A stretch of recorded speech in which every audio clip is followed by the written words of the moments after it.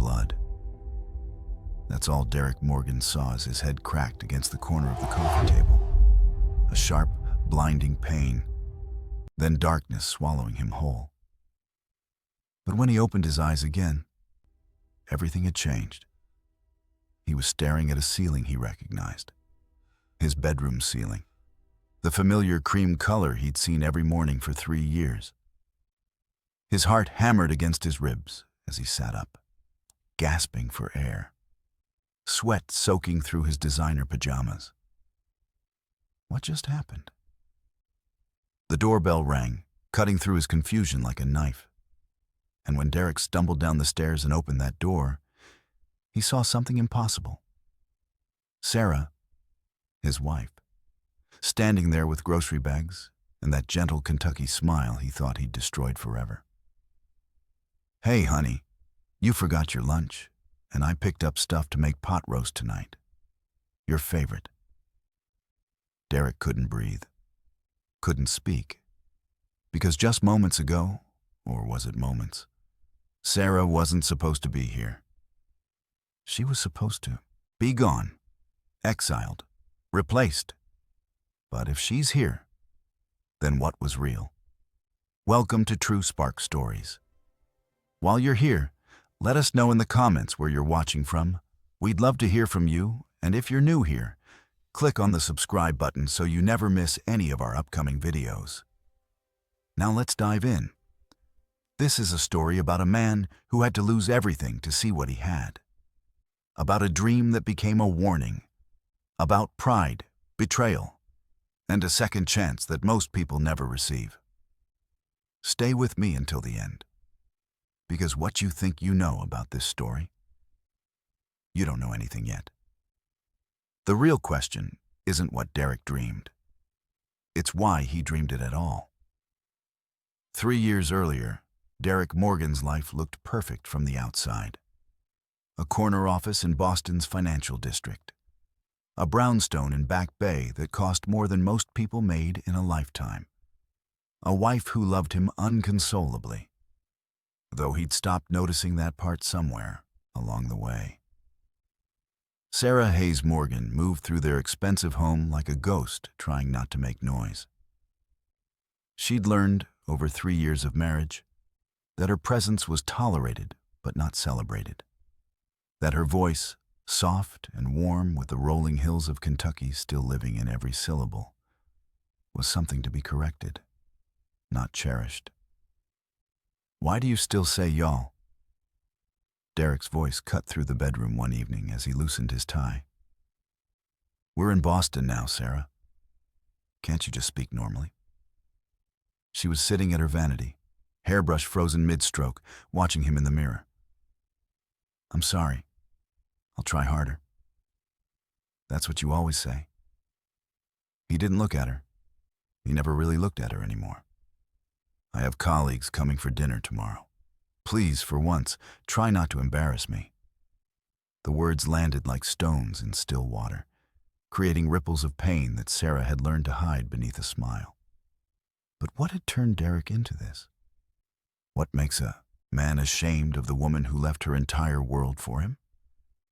And more importantly, what would it take to wake him up before it was too late? The dinner party the next evening was a masterclass in humiliation disguised as hospitality. Sarah had spent all day preparing. Every detail was perfect. The wine was the right temperature. The tablecloths were pressed. Even her accent had been practiced. Words shaped and reshaped in front of the mirror until they sounded less like home and more like nothing. "Sarah, could you bring more wine?" Derek called from the living room, his voice pleasant for the guests, but edged with command. She emerged from the kitchen, hands trembling slightly as she poured. And that's when Derek launched into his favorite performance.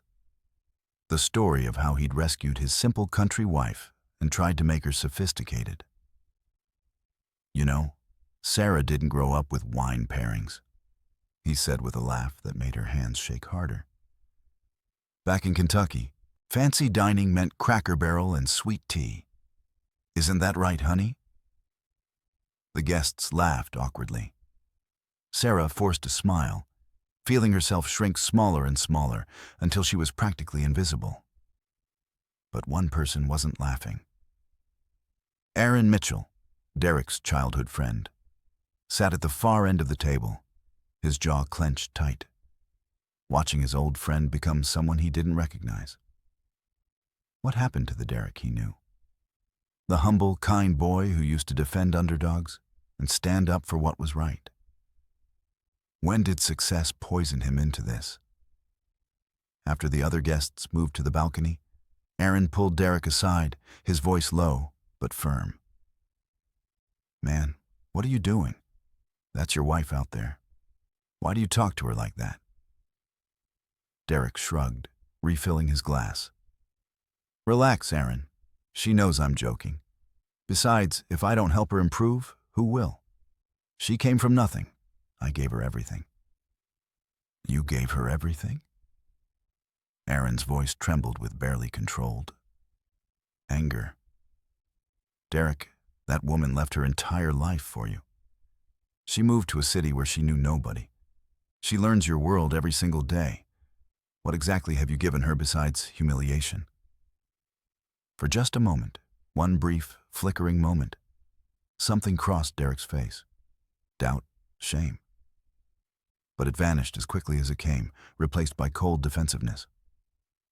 "If you love her so much, you can have her," Derek shot back, his eyes empty. Aaron stared at his childhood friend and saw a stranger. "You know what?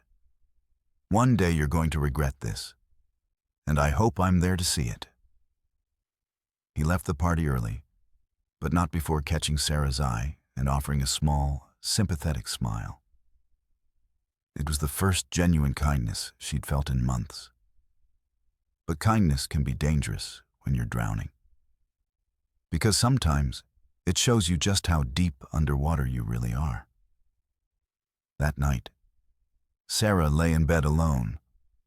Derek had taken to sleeping in the guest room, claiming he needed better rest for work. But Sarah knew better. She could hear him in there, talking on the phone in low voices, laughing at jokes she wasn't part of, sounding alive in ways he never was with her. She pulled her blanket closer and let the tears fall silently. Back in Harlan County, her mama used to say, "Baby girl, never let anyone make you feel small for being yourself."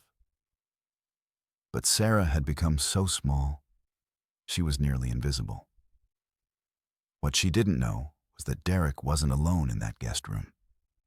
That the voice making him laugh belonged to someone Sarah trusted completely. And that the betrayal, when it came, would arrive wearing the face of a friend. If you're still watching up to now, type "I'm still here" in the comment section and tell us what you think. Her name was Elvira Bennett, Yale graduate, marketing director. Derek's childhood friend who'd recently moved to Boston and entered their lives like a whirlwind of designer labels and sophisticated charm. When Derek introduced them a month earlier, he'd insisted that Elvira could help Sarah fit in better. And at first, Sarah had been grateful. Finally, someone who could guide her through this foreign world of charity galas and wine tastings and conversations about things she didn't understand. Elvira had taken her shopping, shown her around the city, listened to her troubles with what seemed like genuine concern. But what if the friend you trusted was the enemy all along? What if the shoulder you cried on was the same one plotting your destruction? "Hey girl, want to grab coffee today?" Elvira's voice was always bright, always friendly. And Sarah, lonely and desperate for connection, always said yes. They met at a trendy cafe in the North End. Elvira ordered a complicated latte, while Sarah stuck with simple black coffee, remembering Derek's comment about her unsophisticated tastes. "So, how are things with Derek?" Elvira asked, leaning forward with apparent concern. Sarah's eyes welled up before she could stop them. "Elvira, I don't know what to do anymore. Last night at dinner, he made fun of where I'm from again, in front of all his colleagues. I just stood there like an idiot, serving wine and trying not to cry. Oh, honey. Elvira reached across the table, squeezing Sarah's hand. Derek doesn't know how good he has it. You're amazing. Then why does he treat me like I'm nothing? Sarah's voice broke. I left everything for him. My family, my friends, my home. I thought love would be enough. Men like Derek, Elvira said softly, her eyes full of false sympathy. They get so caught up in appearances, they forget what really matters. But don't worry. Things will get better. You just have to be patient. Sarah nodded, dabbing her eyes with a napkin. Thank you for listening. I don't have anyone else here. That's what friends are for. Elvira smiled. But what Sarah didn't see was the text Elvira sent the moment they parted ways. Just had coffee with your wife. She was crying again. So needy. Derek's response came immediately. I know. This is exactly why I can't stand being around her. I still don't understand why you married her when I was right here. Elvira typed back. Biggest mistake of my life. But I'm working on fixing it. Elvira smiled at her phone and slipped it into her designer purse. She'd been in love with Derek since high school. And Sarah? Sarah was just a temporary obstacle, one that would soon be removed. What would you have done if you discovered your confidant was your betrayer? How do you fight an enemy who knows all your weaknesses because you handed them over, wrapped in tears and trust? The calls became daily. Sarah to Elvira, crying about Derek's latest cruelty. Elvira to Derek, reporting every tear, every moment of weakness, every crack in Sarah's armor. He told his boss I barely graduated high school. Sarah sobbed into the phone one evening. Elvira, I worked 2 jobs to get through. Community college. I'm not stupid. Of course you're not. Elvira cooed, her voice honey-sweet with poison underneath. Derek's just insecure. Don't let him get to you. Meanwhile, Derek's late-night phone calls grew longer. His voice would soften in ways it never did with Sarah. His laughter would echo through the walls, each sound a knife in Sarah's heart. And Sarah, isolated and alone in a city that wasn't hers, never suspected that the voice comforting her and the voice seducing her husband belonged to the same woman. But secrets have a way of revealing themselves, usually in the most devastating way possible, and Sarah's world was about to shatter completely. It was a Wednesday afternoon when Sarah's life ended. She'd taken the train to Kentucky to see her sick mother, planning to stay the weekend. But her mother recovered faster than expected, so Sarah decided to surprise Derek by coming home early. She stopped at the market first, buying ingredients for pot roast, Derek's actual favorite meal, despite what he said about her cooking. Maybe if she tried harder, loved him better, things would change. Maybe she could still save them. Sarah climbed the steps to their brownstone, grocery bags in hand, hope flickering weakly in her chest. She fumbled with her keys, pushed open the door, and froze. There, on their leather couch in the middle of their living room, Derek had his arms wrapped around Elvira. They were kissing, completely lost in each other, oblivious to everything else. The grocery bag slipped from Sarah's hands. Apples rolled across the hardwood floor. A jar shattered, tomato sauce spreading like blood across the expensive wood. They broke apart. Elvira's lipstick was smudged. Derek's shirt was half unbuttoned, and neither of them looked particularly surprised, just annoyed at the interruption. Sarah, Derek said flatly, us not even having the decency to look ashamed. We need to talk. How do you process betrayal when it comes from 2 people at once? When your husband and your only friend reveal themselves as monsters wearing familiar faces? Sarah couldn't breathe. Her eyes moved from Derek to Elvira. This woman who'd held her while she cried, who'd told her everything would be okay, who'd encouraged her to be patient, all while sleeping with her husband. "How long?" Sarah asked, her voice barely a whisper. "Does it matter?" Derek was already walking toward the bedroom. "Pack your things. I want you out tonight." The words came from far away, like Sarah was underwater. "Derek, this is my home too. We're married." He laughed. Actually laughed. "Are we though? Really? When's the last time we felt married, Sarah? When's the last time I could even stand to be in the same room with you?" 20 minutes later, Derek emerged with 2 suitcases. Everything Sarah owned, crammed into 2 bags. 3 years of marriage, reduced to luggage. "Go back where you came from," he said, setting them by the door. "You'll be happier there anyway. With your own kind." Elvira appeared behind him, already comfortable in Sarah's space, already claiming her territory. The message was clear. This had been decided long ago. Sarah picked up her suitcases, her hands shaking so badly she could barely grip the handles. She walked out of the brownstone into the cool Boston evening, with nowhere to go and no one to call. Behind her, she heard Elvira's voice. "Finally. Now we can start fresh." The door closed, and Sarah stood on the sidewalk, suitcases at her feet, watching her life crumble into nothing. But sometimes, when you lose everything, you find out who you really are. And sometimes, unexpected angels arrive exactly when you need them most. "Sarah."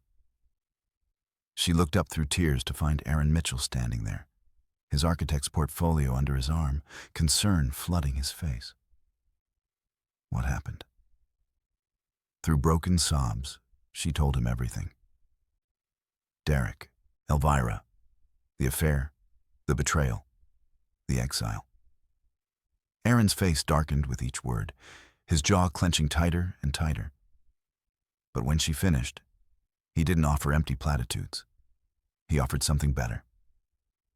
"Come with me," Aaron said firmly. "I have a guest room. You can stay as long as you need. No conditions, no expectations, just a safe place." "Aaron, I can't. I've already been such a burden to everyone." He looked at her then, really looked at her, and said words that cracked something open in her chest. "Sarah, you have never been a burden. Not to me. Not to anyone who actually sees you." That night, for the first time in 3 years, Sarah slept without fear. And while she slept, something else was beginning. A transformation that Derek wouldn't see until it was too late. Aaron's loft was nothing like Derek's brownstone. It was warm, real, filled with sketches and books and comfortable furniture that invited you to stay, not just admire. "How did you sleep?" Aaron asked the next morning, making her breakfast like her answer actually mattered. And slowly, so slowly, Sarah almost didn't notice. She began to heal. Aaron never corrected her accent, never made her feel small. When she said y'all or fixing to, he smiled and said, "I love the way you talk. It's authentic." He encouraged her to call her family, to reconnect with the parts of herself she'd buried. He helped her enroll in online classes to finish her bachelor's degree. "You're brilliant, Sarah," Aaron told her one evening. Derek was threatened by that. Small men always are. Weeks turned into months. Aaron showed her Boston through new eyes, museums, bookshops, coffee shops where no one cared about designer labels. They took long walks along the Charles River, and slowly, carefully, Sarah began to laugh again. Real laughter, the kind that came from her soul. One evening, walking across a bridge at sunset, Aaron stopped, Can I tell you something? Of course. That night, at Derek's dinner party, when he was mocking you, I wanted to leave. But then I saw the grace with which you handled it. The dignity. I thought to myself, that's the strongest person in this room, and she doesn't even know it. Sarah's eyes filled with tears. I didn't feel strong. Strength isn't about never hurting, Aaron said softly. It's about hurting and still choosing kindness. Something shifted between them. Aaron reached for her hand, and Sarah didn't pull away. They kissed as the sun set over the river, and Sarah felt something she'd forgotten existed. Hope. But while Sarah was finding herself, Derek was losing everything. And he didn't even know it yet. Derek's perfect new life was cracking. Elvira's charming boldness had transformed into constant demands. Expensive dinners every night, designer bags every week, criticism of his work clothes, his friends, his apartment. We should get a bigger place, she announced one morning. This brownstone isn't exactly Beacon Hill level. Elvira, I just bought this place 2 years ago. Exactly. You should be thinking bigger. I can't believe you're so complacent. Derek bit back a response. This wasn't how he remembered Elvira. Or maybe it was, and he'd been too focused on getting rid of Sarah to notice. At work, his colleagues had loved Sarah's warmth.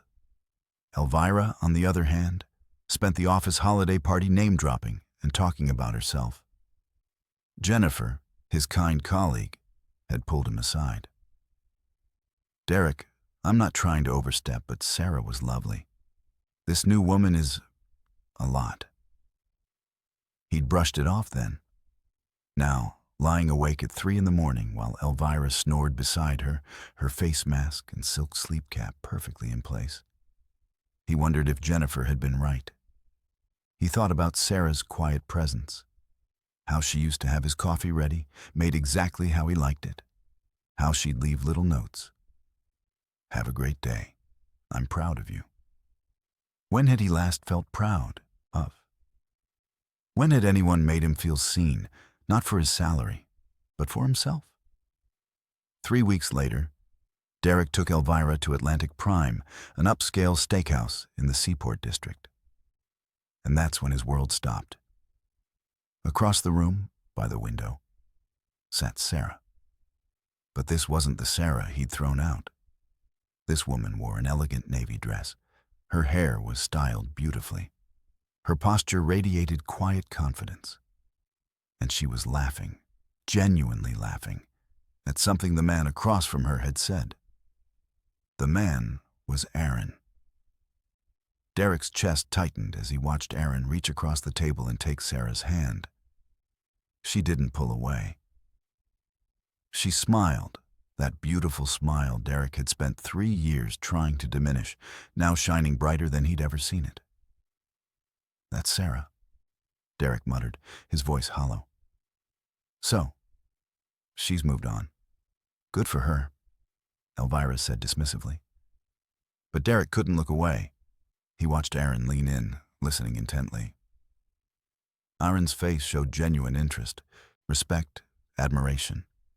Things Derek had stopped showing his wife years ago. Derek stood abruptly. I need to talk to her. Derek, don't, Elvira hissed, but he was already crossing the restaurant. Sarah, he said sharply. What is this? Sarah looked up calmly, and that calm destroyed him more than anger would have. Hello, Derek. What are you doing with my wife? Derek demanded, turning to Aaron. Aaron didn't even look at him. He simply stood up, pulled out Sarah's chair, and said gently, Let's go. Sarah stood gracefully, looked at Derek with complete indifference, not anger, not longing, just nothing, and walked past him without another word. That nothing shattered something inside Derek. But the real nightmare was just beginning, and it would teach Derek a lesson he'd never forget. Days passed, then weeks. Derek became obsessed. He drove past Aaron's loft multiple times, hoping to catch glimpses of Sarah. He compared everything Elvira did to what Sarah used to do. The complaints, the demands, the absence of peace. "Derek, are you even listening?" Elvira's sharp voice cut through his thoughts one evening. "What?" "I said we're going to Napa next month. I already booked it." "You didn't ask me." "Why would I need to ask? You always say yes anyway." Derek stared at her. She was right. And Sarah had never been like that. Sarah had just wanted him. Not his money, not his status, just him. 2 months after the restaurant encounter, Derek snapped. He drove to Aaron's loft unannounced, desperation and rage and regret twisting together in his chest.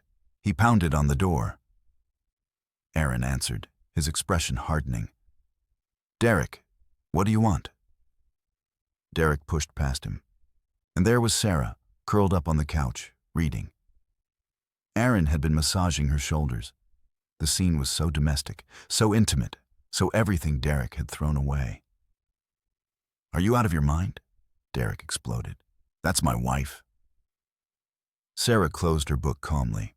"I'm not your wife anymore, Derek. You made that very clear." "Sarah, please, we need to talk. I made a mistake." Aaron stepped between them. "Leave, now. This is between me and my wife." "She's not your wife," Aaron said firmly.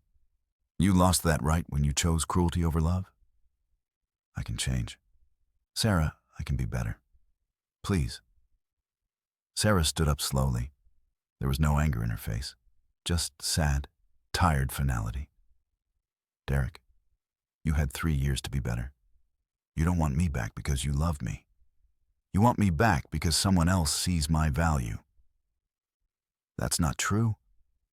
Isn't it?" Sarah's voice was steady, stronger than he'd ever heard it. "You threw me away like garbage. You replaced me before I even left the house. And now that I'm happy, you suddenly remember I exist?" "I'll pay you," Derek said desperately, turning to Aaron. $500,000, $1 million, $2 million. Name your price." "Sarah isn't for sale," Aaron said coldly. "She never was. That's what you never understood. Get out before I call the police." Something in Derek broke. All the regret, all the jealousy, all the self-hatred erupted into rage. He swung at Aaron. They fought, grappling, knocking over furniture. Sarah screamed for them to stop. Aaron, trying to defend himself, pushed Derek hard. Derek stumbled backward. His head connected with the corner of the coffee table. A sharp, blinding pain. Then darkness. When Derek opened his eyes, he was staring at his bedroom ceiling. The familiar ceiling of his brownstone. Confused, disoriented, heart racing, he sat up. His hands were shaking. Had it all been a nightmare? The doorbell rang.